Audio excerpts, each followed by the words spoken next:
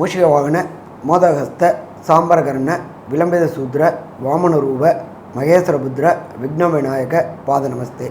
ஜெய்கணேச பாகிமாம் ஸ்ரீகணேச ஸ்ரீகணேச ரக்ஷமம். கடவுள் அருள் டிவி நேயர்களுக்கு ஹரிஹர சர்மாவின் பணிவான நமஸ்காரங்கள். நம்ம ஒவ்வொரு மாதமும் மாத பலன்கள் பார்க்குறோம், மற்றும் கிரக பயிற்சி பலன்கள் பார்க்குறோம், வருட பலன்கள் பார்க்குறோம், தமிழ் வருட பலன்கள், ஆங்கில வருட பலன்கள், இதை மாதிரி பார்த்துக்கிட்டு இருக்கோம். இப்போ பொறுத்தளவுக்கு பார்க்க போகிறது தை மாத பலன்கள். தை பிறந்தா வழி பிறக்கும் அப்படின்றது ஜோதிட சாஸ்திரத்தில் மட்டும் இல்லை, நடப்பு வழக்கம். என்ன தை அப்படின்னாக்க மகர சங்கரமணம் அப்படின்றது பேர். உத்தராயணத்துலேருந்து தட்சிணாயணத்துலேருந்து உத்தராயணம் வரக்கூடிய காலகட்டங்கள் அப்படின்றது புண்ணிய காலம் அப்படின்னு பேர். அதாகப்பட்டது சூரிய பகவானானவர் மகர ராசிக்கு நுழையக்கூடியது மகர சங்கரமணம் அப்படின்னு பேர். இந்த மகர சங்கரமணம் அப்படின்றத பொறுத்தளவுக்கு சூரியன் 6 மாதம் உத்தராயணத்திலையும் 6 மாதம் தட்சிணாயணத்திலையும் இருப்பார். அப்போ இந்த காலகட்டங்களில் மகர சங்கரமணம் நிகழக்கூடியது. இந்த மகர சங்கரமணம் அப்படின்றது நம்மளுடைய தமிழ்நாட்டில் பொறுத்தளவுக்கு பொங்கல் பண்டிகையாக கொண்டாடப்படுது. அப்போ தை பிறந்தா வழி பிறக்கும். கடந்த மார்கழி மாதத்தில் எந்த மூர்த்தமுமே இல்லாமல் கஷ்டப்பட்டுட்டு இருந்தவங்களுக்கு இந்த தை பிறக்கும் பொழுது நல்ல மூர்த்தங்கள் வரப்போகுது. சூரிய பகவானை வணங்கக்கூடிய காலகட்டமும் இந்த காலகட்டம். அப்போ இந்த தை மாதத்தை பொறுத்தளவுக்கு எப்போ பிறக்குது, எப்படி பிறக்குது அப்படின்றத ஃபஸ்ட்டு பார்ப்போமா. நிகழும் மங்களகரமான குரோதி வருஷம் 14/1/2025 செவ்வாய்க்கிழமை முதல் 12/2/2025 புதன் வர இந்த தை மாதம் பிறக்குது. இந்த புண்ணிய காலத்துக்கு பேர் உத்தராயண புண்ணிய கால ஆரம்பம். தட்சிணாயணத்துலேருந்து உத்தராயண புண்ணிய காலம் ஆரம்பமாக ஆகுது. இப்போ ஆரம்பம் ஆகக்கூடிய காலகட்டங்களில் என்னென்ன நிகழ்வுகள் இருக்குது அப்படின்றத ஃபஸ்ட்டு பார்ப்போமா. குரோதி வருஷம் தை மாதம் பொங்கல் திருநாள் அப்படின்றத பொறுத்தளவுக்கு 14/1/2025 செவ்வாய்க்கிழமை பொங்கல் திருநாள். அதுக்கு அடுத்தது பார்த்தோம்னாக்க 15/1/2025 நம்ம விவசாயிகளை பொறுத்தளவுக்கு விவசாயிகளுக்கு கை கொடுக்கக்கூடியது மாடு. அந்த மாட்டுக்கு உண்டான பொங்கல் அன்னைக்கு. அதுக்கு அடுத்தது பார்த்தோம்னாக்க 16/1/2025 வியாழக்கிழமை காணும் பொங்கல். இதில் என்ன ஒரு விசேஷம் அப்படின்னாக்க வெளியூர்களுக்கு, வெளிமாநிலங்களுக்கு, வெளிநாடுகளுக்கு போன அத்தனை உறவு முறைகளும் பொங்கல் அன்னைக்கு ஊர் சேர்ந்துருவாங்க. ஊருக்கு வந்து ஒருத்தர் கண்டுக்கிற பொங்கலுக்கு பேர் காணும் பொங்கல் அப்படின்ற பேர். இதே போல் இந்த காலகட்டங்களில் பெரியோர்கள்ட்ட ஆசீர் வாங்கக்கூடிய நாளும் இந்த நாள். அதுக்கு அடுத்தது பார்த்தோம் அப்படின்னு சொன்னாக்க 18/1/2025 திருவையாறில் ஸ்ரீ தியாக பிரம்மத்துக்கு உண்டான தியாகராஜ ஆராதனை கொண்டாடக்கூடிய காலகட்டம். இதுக்கு அடுத்தது பார்த்தோம் அப்படின்னாக்க 29/1/2025 அமாவாசை. அதுக்கு அடுத்தது இந்த அமாவாசையில் விசேஷமான அமாவாசை என்ன அப்படின்னாக்க தை மாதம் வரக்கூடிய அமாவாசை. பித்திருக்களுக்கு செய்ய வேண்டிய காரியங்களை, கடன்களை விட்டவங்க செய்யக்கூடியது அப்படின்ற பொறுத்தளவுக்கு தை அமாவாசை, மாலை அமாவாசை, ஆடி அமாவாசை. கடந்த காலகட்டங்களில் நீங்கள் விட்ட உங்களுடைய பித்திருக்களுக்கு செய்ய வேண்டிய கடன்களை செய்யாமல் இருக்கிறவங்களுக்கு இந்த தை அமாவாசையில் புனித நீர்த்தலங்களில் கங்கா, யமுனா, சரஸ்வதி, காவேரி, கடல், இதில் எல்லாத்துலேயும் செய்யக்கூடியது இந்த இது. இதுக்கு அடுத்தது பார்த்தோம்னாக்க 26/1/2025 குடியரசு தினம். இதை தவிர பார்த்தோம்னாக்க 11/2/2025 எம்பெருமான் முருகனுக்கு தைப்பூச திருநாள். ஒவ்வொரு முருகன் கோயில்லையுமே தைப்பூச திருநாள் வெகு விமர்சையாக கொண்டாடக்கூடிய நாள். இதுக்கு அடுத்தது எல்லாருக்குமே ஒரு டவுட் இருக்கும், தை மாதத்தில் பொங்கல் வைக்கக்கூடிய நேரம் எந்த நேரம் அப்படின்னு பார்க்கலாம் அப்படின்னு சொன்னாக்க காலையில் 8லேருந்து 9க்குள்ளார சுக்கிர ஓரையில் கும்ப லக்னத்தில் புது பானையில் பொங்கல் வைக்கிறதுக்கு மிக மிக உன்னதமான நேரம். எப்பொழுதுமே சுக்கிர ஓரையில் பொங்கல் வச்சோம்னாக்க அந்த ஆண்டு முழுவதுமே சுபிக்ஷமாக இருக்குமா? சுபிக்ஷமாக இருக்கும். சரி, இதை தவிர பார்த்தோம் அப்படின்னாக்க இந்த தை மாதம் பிறக்கக்கூடிய நாளில் என்னென்ன கிரகங்கள் என்னென்ன ராசியில் இருக்குது அப்படின்றத ஃபஸ்ட்டு பார்ப்போம். பிரகஸ்பதியான குரு பகவான் ரிஷபத்தில் வக்ரகதியில் இருக்கிறார். இதுக்கு அடுத்தது பார்த்தோம்னாக்க செவ்வாய் பகவான் வக்ரத்தில் மிதுனத்தில் இருக்கார். அதுக்கு அடுத்தது பார்த்தோம் அப்படின்னாக்க காலபுருஷ தத்துவத்தின்படி 6ஆம் இடமான கன்னியில கேது பகவான் இருக்கார். இதை தவிர பார்த்தோம்னாக்க புத பகவானானவர் இருக்கிறது தனுர்ல இருக்கிறார். சூரிய பகவான் அப்படின்றது தனுர்ல உள்ள நுழையிறது தான் தனுர் மாச பிறப்பு. அதாவது மகர மாசம், தனுர் முடிஞ்சு மகரத்துக்கு உள்ளான சூரியன் போகக்கூடிய நாள் அப்படின்றது மகர மாசம். அதுக்கு அடுத்தது பார்த்தோம்னாக்க கும்பராசியில் ஆட்சி பெற்ற சனி பகவானும் சுக்கிர பகவானும் இருக்கிறாங்க.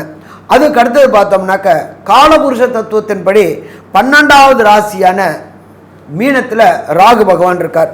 இப்படியேற்பட்ட வசந்த கிரகங்கள் இருக்கக்கூடிய நாட்களில் தை மாதம் பிறக்குது. அப்போ இந்த தை மாதம் பிறக்கக்கூடியது அப்படின்றத பொறுத்தளவுக்கு எல்லா விதமான புண்ணிய கஷேத்திரங்களுக்கும் இந்த காலகட்டங்களில் தை மாதத்தில் போய் புனித நீராடிட்டு வந்தோம்னாக்க வருகின்ற பிரச்சனை, வந்த பிரச்சனை எல்லாமே நீங்கும். நீண்ட நாட்களாக திருமணம் தடை தாமதமானவங்க அத்தனை பேருக்குமே இந்த தை மாதத்தில் பொறுத்தளவுக்கு திருமண தடைகளும் தாமதங்களும் விலகக்கூடியது. இந்த தையம்மாவாசையில் பொறுத்தளவுக்கு நாம் நம்மளுடைய பித்திருக்களுக்கு செய்ய வேண்டிய கடமைகளை செய்துட்டோம் அப்படின்னு சொன்னாக்க வெற்றி வெற்றி வெற்றி கிடைக்கக்கூடிய காலகட்டமாக இருக்கும். இப்போ இதுக்கு அடுத்தது நம்ம பார்க்க போகிறது என்னன்னு கேட்டிங்கனாக்க ஒவ்வொரு மாதமும் ஒவ்வொரு அந்த தை மாதத்தில் பொறுத்தளவுக்கு ஒவ்வொரு ராசிக்கும் என்னென்ன நற்பலன்கள் என்னென்ன கெடுபலன்கள் கிடைக்குது, அதற்கு உண்டான எளிய பரிகாரங்களையும் பார்ப்போமா? அன்பார்ந்த கன்னியாராசி அன்பர்களே, உங்களுடைய ராசியிலேயே கேது பகவான் இருக்கார். உங்களுடைய ராசிநாதனான புத பகவான் தனுர் வீட்டில் இருக்கார். அப்போ இந்த காலகட்டங்கள் மிக மிக அற்புதமான காலகட்டம்னு சொல்லலாமா? மிக அற்புதமான காலகட்டம்னு சொல்லலாம். 4ஆம் இடம்ன்றது லோயர் எஜுகேஷன். கன்னியாராசியை சேர்ந்த குழந்தைகளுக்கு லோயர் எஜுகேஷனில் கடந்த காலகட்டங்களில் இருந்த பிரச்சனைகள் அத்தனையும் தீரக்கூடிய காலகட்டங்கள். கடந்த காலகட்டங்களில் இந்த கன்னியாராசியை சேர்ந்தவங்க ஸ்கூலில் பிரச்சனையாகி தாய் தகப்பனை கூட்டு போயிட்டு அது அசிங்கங்கள் அவமானங்கள் எல்லாம் நடந்துச்சு. என்னங்க பிள்ளை வளர்த்துறீங்க, என்னங்க இப்படி பண்ணுறான் அப்படி பண்ணுறான்னு ஒரே கம்ப்ளைண்ட் மயமாக இருந்துச்சு. அந்த கம்ப்ளைண்ட்கள் அத்தனையும் தீரக்கூடியது இந்த தை மாதம். குழந்தைகள்னால பெற்றோருக்கு பெயர் கொடுக்கக்கூடிய மாதம், பெயர் கிடைக்கக்கூடிய மாதம் இந்த தை மாதம்னு சொல்லலாமா? சொல்லலாம். சரி, ராசியிலேயே கேது பகவான் இருக்கார். கேது பகவான்றது நுண்கிருமிகளுக்கு அதிபதி. இப்போ இந்த நுண்கிருமிகளுக்கு அதிபதி அப்படின்றதுனால அடிவயிறு உபாதை, யூரினரி இன்ஃபெக்ஷன், பிறப்புறுப்பு பெண்ணுறுப்பில் பிரச்சனைகள், இது எல்லாமே வரக்கூடிய காலகட்டங்கள் இந்த கன்னியாராசிக்காரங்களுக்கு. அதனால் யூரினரி இன்ஃபெக்ஷன் வரதுனால பொது கழிப்பிடத்தை பயன்படுத்துகிறத தவிர்ப்பது சிறந்தது. அதே போல் வெளியில் உணவு வாங்கி சாப்பிட்றத தவிர்ப்பதும் மிக சிறந்ததாக இருக்கும். 4ல் உண்டான குரு பகவான் 9ல் வக்ரமாயிருக்கார். அதனால் மாத்ரு உடல் நலத்தில் சின்ன சின்ன ப்ராப்ளங்கள் ஏற்படக்கூடிய வாய்ப்புகள் உண்டு. அது சின்ன ப்ராப்ளமாக இருக்கும்பொழுதே உங்கள் குடும்ப டாக்டரை பார்த்துட்டோம்னாக்க பிரச்சனைகளை தவிர்க்கலாமா? பிரச்சனைகளை தவிர்க்கலாம். 5ஆம் இடத்துல சூரிய பகவான். நீண்ட நாட்களாக குலதெய்வ வழிபாடு செய்யணும்னு நினச்சிட்டு இருந்த இந்த கன்னியாராசி என்பவர்களுக்கு குலதெய்வ வழிபாடுக்கு ஏற்பட்டிருந்த தடங்களும் தாமதங்களும் விலகி குலதெய்வ வழிபாடு செய்யக்கூடிய வாய்ப்புகள் உண்டு. அதே போல் உங்களுடைய குல குருக்கள், மத குருமார்கள் அத்தனை பேரையும் இந்த தை மாதத்தில் சந்திக்கக்கூடிய வாய்ப்புகள் உண்டு. கடந்த காலகட்டங்களில் உங்களுக்கும் அரசுக்கும் இருந்த பிரச்சனைகள் அத்தனையுமே தீரக்கூடிய வாய்ப்புகள் உண்டு. அரசு உத்தியோகத்துக்கு முயற்சி செஞ்சிட்டு இருந்த கன்னியாராசியை சேர்ந்த நண்பர்களுக்கு அரசு தேர்வு எக்ஸாமான டிஎன்பிஎஸ்சி, யூபிஎஸ்சி எழுதி வெற்றி கிடைக்கக்கூடிய வாய்ப்புகள் உண்டு. அதே போல் கன்னியாராசியை சேர்ந்த குழந்தைகளுக்கு பொறுத்தளவுக்கு மேற்படிப்பு படிக்கணும்னு நினச்சிக்கிட்டு இருந்த அத்தனை குழந்தைகளுக்கும் மேற்படிப்புக்கு உண்டான வாய்ப்புகள் அத்தனையும் கிடைக்கும். அப்போ அவங்கள பொறுத்தளவுக்கு ஒரு சில பேர் பண்ணுவாங்க, நம்ம ஏன் இந்தியாவிலே பண்ணணும், வெளிநாட்டில் பண்ணலாமே அப்படின்னு நினைக்கிறவங்களுக்கு வெளிநாடு யூனிவர்சிட்டிலையும் கிடைக்க வாய்ப்புகள் உண்டு. அதற்குண்டான பொருளாதாரத்தையும் குரு பகவான் கொடுத்துருவாரா? குரு பகவான் கொடுத்துருவார். ராசியே குரு பகவான் பார்க்கிறாரு. அடுத்தது, நீண்ட நாட்களாக சந்தான பாக்கியம் என்கின்ற வம்சம் விருத்தி இல்லாத இந்த கன்னியாராசி என்பவர்களுக்கு வம்சம் விருத்தி கிடைக்கக்கூடிய வாய்ப்புகள் உண்டு. அதே போல் குலதெய்வ வழிபாடு மற்றும் வெளியூர் வெளிநாடு, அதாவது சார்தாம், அதாவது பத்ரிநாத், கேதார்நாத் மற்றும் முக்திநாத் போகணும்னு நினைக்கக்கூடிய அந்த கன்னியாராசி என்பவர்களுக்கு கிடைக்கக்கூடிய வாய்ப்புகள் உண்டு. 6ஆம் இடத்துல சனி பகவான். 6ஆம் இடத்துல சனி பகவான் இருந்தாலே முடிசூடா மன்னன் அப்படின்னு சொல்லுவோம். அப்போ இந்த கன்னியாராசி என்பவர்களுக்கு இந்த 6ஆம் இடத்துல உள்ள சனி கண்டிப்பாக வெற்றி கிடைக்கக்கூடிய காலகட்டங்கள். அதே போல் உத்தியோகத்துக்காக ட்ரை பண்ணிகிட்டு இருக்கிறாங்க. படித்த படிப்புக்கு உண்டான உத்தியோகம் கிடைக்காதனால திண்டாடிக்கிட்டு இருந்த கன்னியாராசி என்பவர்களுக்கு உத்தியோகம் கிடைக்கக்கூடிய வாய்ப்புகள் உண்டு. அதுவும் பார்த்தோம்னாக்கா அரசு துறையுடைய உத்தியோகம் பார்க்கணும்னு நினச்சவங்களுக்கு கண்டிப்பாக வெற்றி கிடைக்கக்கூடிய வாய்ப்புகள் உண்டு. 6ஆம் இடத்துல சுக்கிர பகவான் இருக்கிறதுனால பெரிய திரை கலைஞர்கள் மற்றும் சின்ன திரை கலைஞர்கள் மற்றும் கேமராமேன்ஸ், லைட்மேன்ஸ் மற்றும் உணவு தயாரிக்கக்கூடிய அத்தனை பேருக்கும் இந்த காலகட்டங்களில் வெற்றி கிடைக்கக்கூடிய வாய்ப்புகள் உண்டு. 6ஆம் இடத்துல சனியும் சுக்கிரனும் சேர்ந்து இருக்கிறதுனால கேட்டரிங் டெக்னாலஜி படித்தவங்க, கேட்டரிங் தொழில் செய்யக்கூடியவங்க, அதே போட்ட ரசாயன தொடர்பு செய்யக்கூடியவங்க, மருத்துவத்துறையை சேர்ந்த மருந்து தயாரிப்புகளாளர்கள் அத்தனை பேருக்குமே இந்த காலகட்டங்களில் அமோகமான விற்பனை ஆகக்கூடிய வாய்ப்புகள் உண்டு. அடுத்தது இந்த கண் நோய்கள் வரக்கூடிய வாய்ப்புகள் உண்டு. அதனால் கண் சம்மந்தப்பட்ட காரியங்களில் எச்சரிக்கையாக இருக்கணும். முகக்கவசம் மற்றும் கண்ணாடி பணிஞ்சிட்டு போயிட்டு இருந்தோம்னாக்க பிரச்சனைகளை தவிர்க்கக்கூடிய வாய்ப்புகள் உண்டு. உங்களுக்கு ராசிக்கு 7ஆம் இடமான மீனத்தில் ராகு பகவான் இருக்கார். அந்த ராகு பகவான் இருக்கிறதுனால கணவன் மனைவிக்குள்ளார கருத்து வேறுபாடு ஏற்படக்கூடிய வாய்ப்புகள் உண்டு. கருத்து வேறுபாடு பெரிய அளவுக்கு முற்றக்கூடிய வாய்ப்புகள் உண்டு. அதனால் விட்டு கொடுக்கறது நாம இருந்தோம்னாக்க பிரச்சனைகளை தவிர்க்கக்கூடிய வாய்ப்புகள் உண்டு. அதே போல் இந்த கன்னியாராசியை சேர்ந்தவங்களுக்கு நீண்ட நாட்களாக நானும் ஒன்று கொடுத்தனத்திலே இருந்துக்கிட்டு கஷ்டப்பட்டுக்கிட்டே இருக்கிறேன் அப்படின்னு நினைக்கிற கன்னியாராசி என்பவர்களுக்கு ஒன்று கொடுத்தனை விட்டு ஒரு காணி இடமாவது வாங்கி வீடு கட்டி போகக்கூடிய வாய்ப்புகளும் உண்டு. அதே போல் அபார்ட்மெண்ட் வாங்கக்கூடிய வாய்ப்புகள் உண்டு. நீண்ட காலமாக வாடகைக்கு இருந்தவங்களுக்கு ஒத்தி லீஸ் எடுத்து ஆளக்கூடிய வாய்ப்புகளும் உண்டு. அதே போல் வண்டி வாகனங்கள் வாங்கணும்னு நினச்சிட்டு இருந்தவங்க, சைக்கிளில் போயிட்டு இருந்தவங்களுக்கு பொறுத்தளவுக்கு 2 வீலரில் போகக்கூடிய வாய்ப்புகளும், 2 வீலரில் போயிட்டு இருந்தவங்களுக்கு காரில் போகக்கூடிய வாய்ப்புகளும், காரில் போயிட்டு இருந்தவங்களுக்கு சேடன் காரில் போகக்கூடிய வாய்ப்புகளும் இந்த தை மாதம் கன்னியாராசி நேயர்களுக்கு கிடைக்கும்.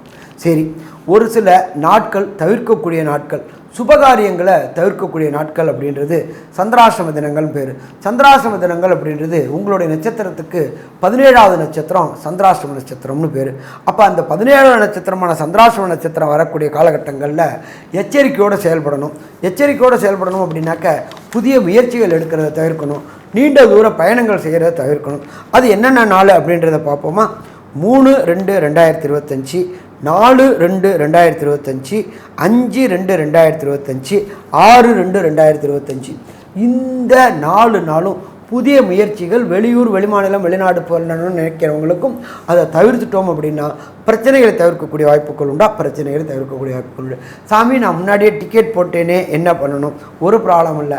நீங்கள் இருக்கிற இடத்துக்கு பக்கத்தில் உள்ள கோசாலைக்கு போயிட்டு கோசாலையில் உள்ள பசுமாடுகளுக்கு அகத்திக்கீரை வாங்கி கொடுங்க, புல் வைக்கோல் வாங்கி கொடுத்துட்டு பயணத்தை தொடங்குங்க, பிரச்சனையை தவிர்க்கலாம். சரி சாமி, ஒரு சில கன்னியாராசி நேயர்களுக்கு என்ன அப்படின்னாக்க தசாநாதன், புத்திநாதன், அந்தரநாதன், சூட்சுமநாதனால வரக்கூடிய பலன்கள், நற்பலன்கள் கிடைக்காம போகும்.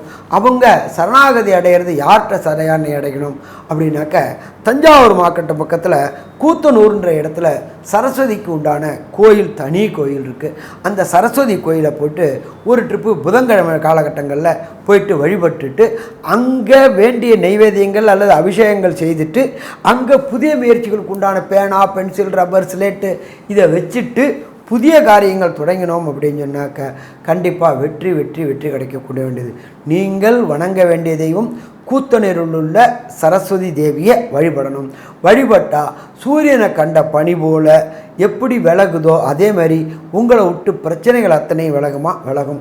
நன்றி, நமஸ்காரம். கடவுள் அருள் டிவியை பார்த்தமைக்க நன்றிகள். மேலும் இது போன்ற தகவல்களை தெரிந்து கொள்ள கடவுள் அருள் டிவியை சப்ஸ்கிரைப் செய்யுங்கள். மறக்காமல் பெல் ஐக்கானை கிளிக் செய்யுங்கள்.